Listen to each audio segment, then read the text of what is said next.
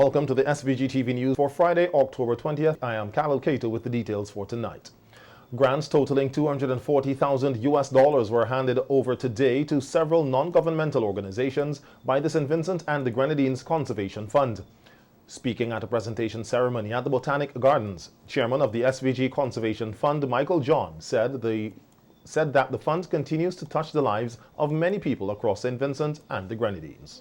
Our ceremony today is testimony to that. Today, we will be handing over to two sets of grantees. The first will be a group of three. They will receive from the CBF Grant Fund, totaling $122,553.96, and then from the IF grant, $119,942.54, which is a total of $242,476.50. John further added that since the fund began, over $1 million has been given out to non-governmental organizations, government entities, and the private sector. Small organization, I think that is highly commendable. We would have completed our first and second calls, and those money were disbursed already based on what I said a while ago. The nature of our organization is that we try to touch the broad-based area in terms of island-wide, widespread. From our grantees list, we have people in the Grenadines, we have Beckway, we have Union Island, we have mainland St. Vincent, we have NGOs, we have private sector, and we also have government receiving our funds. Meanwhile, Chief Executive Officer of the SVG Conservation Fund, Van Burn Harry, said they have successfully funded 17 projects across St. Vincent and the Grenadines, which he said is a huge milestone, especially for a young funding organization. The SVG Conservation Fund was established in 2015 and became operational in 2018.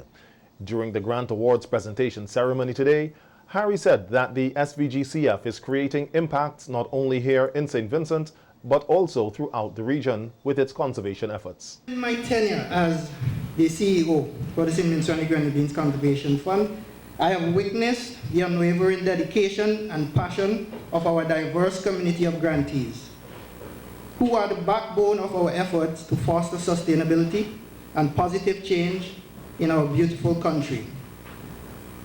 Our mission, which is to provide a sustainable flow of funds and to protect our natural beauty and the cultural richness of St. Vincent and the Grenadines, has been taken to new heights by a tireless work of each and every one of you. As I stand here this morning, I am filled with pride to announce that the SVG-CF has successfully funded. Now, Mr. John would have touched on some of the figures that we've disbursed over the couple of years. But we have funded an impressive 17 projects, 17 grants today. Harry further added that the National Parks, Rivers and Beaches Authority has been given the most funding towards their projects. Reduction to coral reef restoration, resource management enhancement, farmland conservation, education and rehabilitation, and restoration of our national parks. Now, the national parks, as the chair mentioned as well, is one of our biggest recipients. We would have funded two projects to be exact. I need to move this closer, sorry. Two projects, and one is has just commenced, one is about to wrap up. The first being the rehabilitation of the OEA, Salpan, and Darkview Falls Recreational Park. And now we're doing the restabilization and restoration of the La Soufrière Volcano Trail. So we're not only contributing to conservation throughout St. Vincent and the Grenadines with these projects. We are also addressing livelihoods. We are also addressing different sectors, tourism, building the economic development, socio-economic development of St. Vincent and the Grenadines.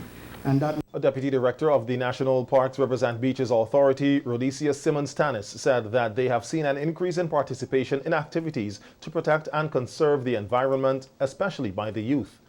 The National Parks Deputy Director was speaking at a virtual seminar yesterday held as part of activities to celebrate National Parks Authority Awareness Month 2023 under the theme The Future of Conservation, engaging the next generation of environmental champions. Simmons-Tanis spoke on the topic Sustainable Management, Protection and Conservation of Parks, Recreation Sites and Conserved Areas. Well, we have seen increase in participation, especially at this school, with our school programs. We have seen an increase in students wanting to participate in activities that we're doing.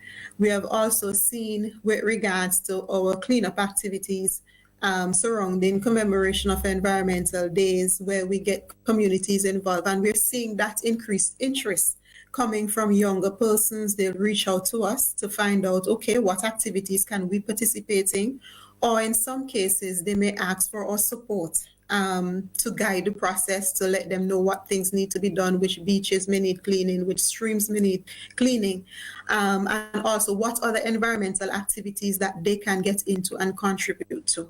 So we are seeing an increase in the interest coming from that younger generation to really get involved in environmental protection and especially conservation. Simmons-Tanis also noted that because of the amount of environmental work taking place in St. Vincent and the Grenadines, more youths are showing interest in careers dealing with the environment.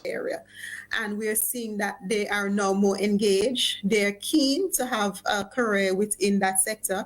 And we host set-in turns. And at the beginning of each set-in turn, we realize that the students, even though they may have studied some level of conservation, even though they may have some tourism background, when they actually get to a conservation agency and have worked for a year, they are now open to new possibilities. And they're always, so and happy that they would have had the experience and that opportunity. Next week, business owners and the general public will have another opportunity to familiarize themselves with the organizations that provide products and services that would help them to digitalize their operations.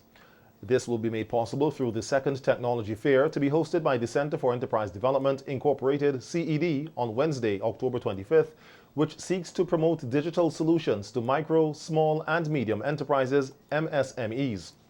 The technology fair will be held under the Resilience Through Innovation and Technology RIT MSME Recovery Program, which is aimed at accelerating the growth of MSMEs in the country through innovation and technology. The fair takes place at the Audit Department car park next to the SVG Postal Corporation from 10 a.m. to 2 p.m. and will feature displays by several organizations, including the National Telecommunications and Regulatory Commission, the NTRC, Information Technology Service Division, ITSD, and the National Center of Technological Innovation, NTCI. The RIT program is funded by a US $100,000 grant from the Organization of American States, the OAS, through its Development Cooperation Fund, DCF. This project is being implemented by CED during the OAS DCF's 2021-2024 project cycle under the theme Retooling MSMEs Through Innovation and Technology. Acting General Manager of the CED, Afia James Clark, is urging persons from the MSME sector to attend the technology fair and to interact and network with the exhibitors, noting that the goal of the project is to help MSMEs achieve economic recovery and sustainable development by promoting change in strategies and business practices through technology and innovation. Police in the South Central Division are investigating a fatal shooting incident that occurred in Lauders yesterday. Dead is Lennox James, a 60-year-old farmer of Lauders. Police say James's body was discovered with what appeared to be multiple gunshot wounds to his back and left hand. The scene was processed by the crime scene unit of the Royal St. Vincent and the Grenadines Police Force. A post-mortem examination is expected to be carried out on the deceased to ascertain the exact cause of death. Anyone with information that can assist with the investigation is urged to call 911 or 999 or the officer in charge of the South Central Division at telephone number 458-4200 or any police station or police officer you're comfortable speaking with. Police say all information received will be treated confidentially. Investigations are ongoing into the matter. The Garifuna Heritage Foundation, GHF, has announced the launch of the Garifuna Reparations Working Group, comprised of persons with varying expertise who it said are committed to the concept of reparatory justice.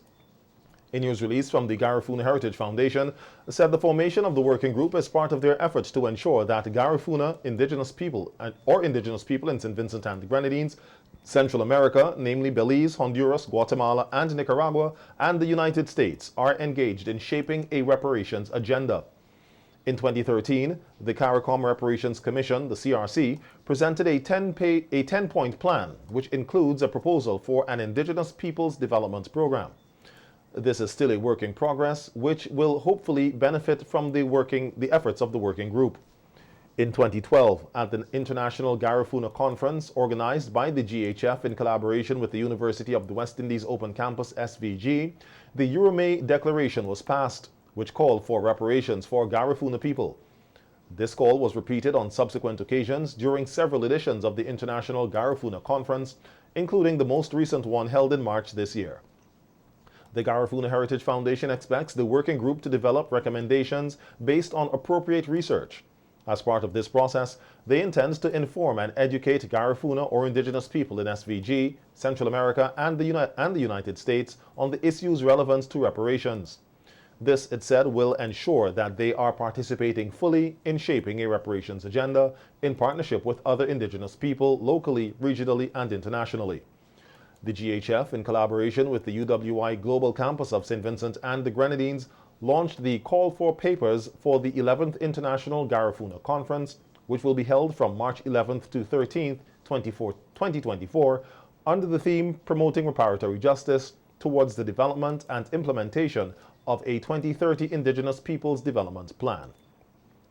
It is expected that input from the working group will inform the conference proceedings. The Garifuna Reparations Working Group will be chaired by Professor Federico Lenzerini, who is a professor of Public International Law, European Union Law, and International Human Rights Law at the Department of Law at the University of Siena in Italy.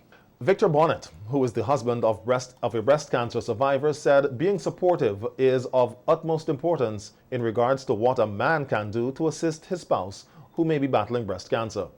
Additionally, Bonnet, who along with his wife were guests on NBC Radio's face-to-face program via Zoom discussing breast cancer, said it is essential to put the needs of your partner first and to show them a lot of love and care. There are no lettering on tombstones that say, I wish I had spent more time at work.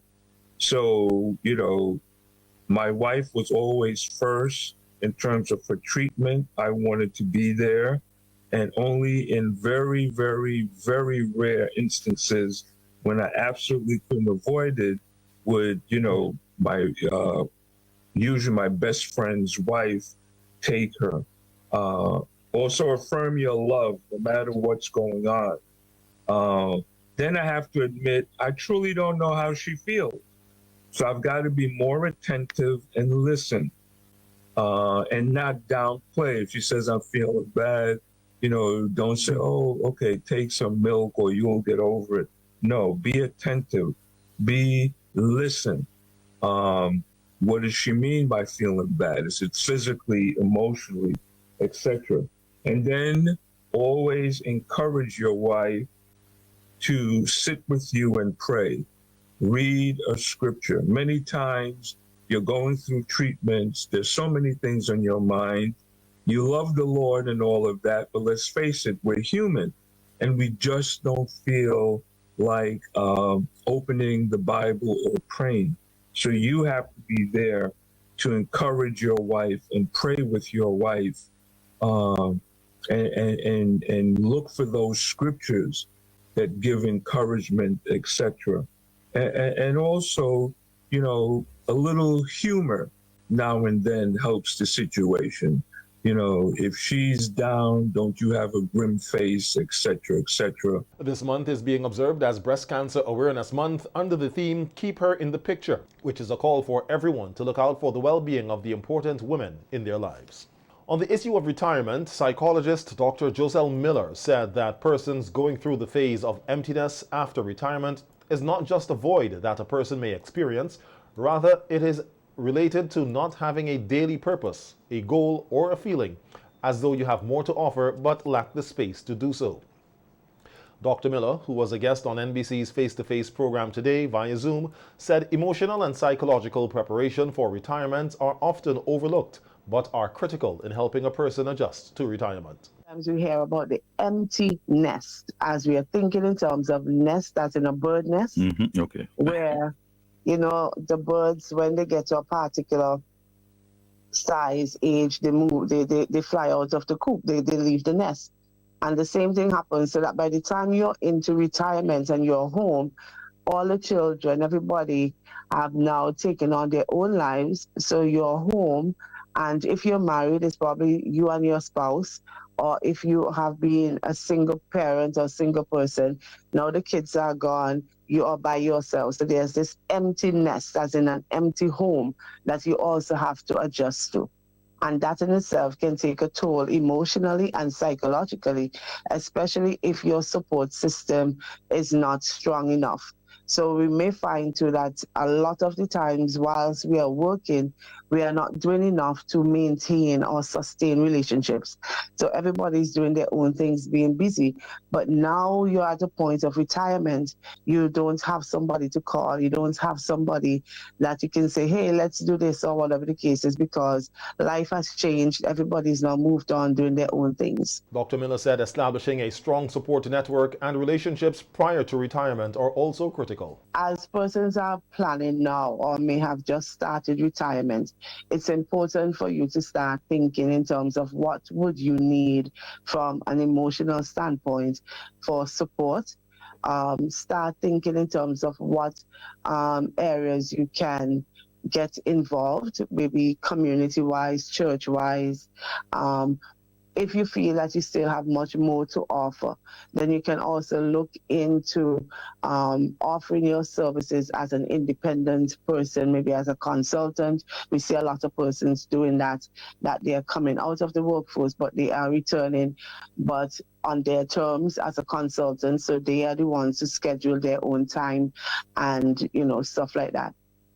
It is important as well that if persons have traveled, let's say your family are now overseas, that you try to work out financially what would it mean for you to be able to visit them at least once per year or twice per year if the finances allow for it.